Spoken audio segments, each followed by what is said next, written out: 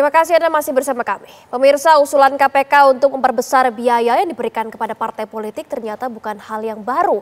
Presiden Prabowo pernah menyampaikan usulan tersebut pada saat masih berkampanye di Pilpres. Tambahan besar biaya untuk parpol harus dibarengi dengan transparansi dan akuntabilitas.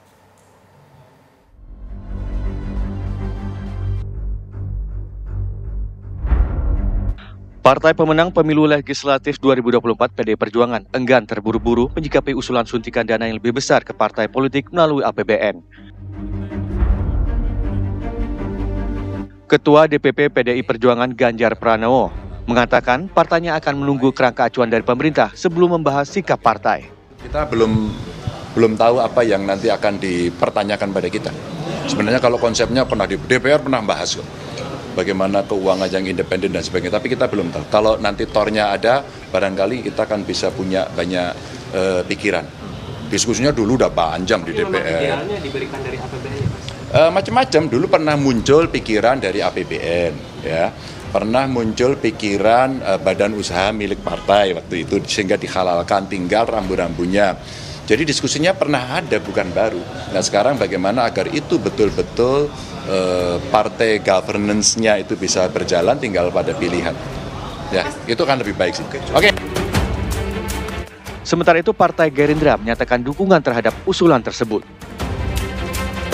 Dalam visi misi Pak Prabowo sebagai capres, kemudian Partai Gerindra juga kami mendorong agar partai politik dibiayai oleh APBN. Contoh kasus seperti di Jerman misalnya, kemudian di beberapa negara, upaya membiayai partai politik ini sebenarnya adalah upaya mencegah praktek korupsi dan juga upaya mencegah partai politik disandera oleh kepentingan kelompok tertentu.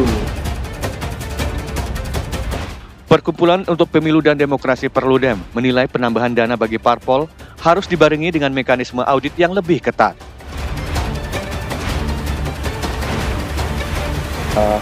Peningkatan bantuan dana negara ini tidak bisa kita berikan secara signifikan semerta-merta begitu ya, langsung ditingkatkan dalam jumlah yang signifikan. Saya kira kita tidak bisa seperti itu. Nah, perlu ada evaluasi dan tolak ukur yang menyeluruh.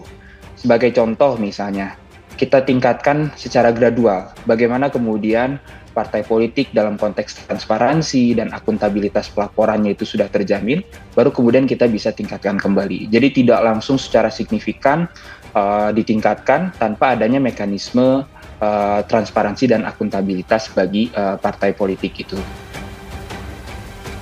Sebelumnya usulan mengenai alokasi penambahan dana partai politik dari APBN mencuat dari Wakil Ketua KPK Fitroh Rohcahyanto. Ia menyebut parpol sebaiknya disuntikan dana yang lebih besar guna mengurangi tingkat korupsi. Tim TV One mengabarkan.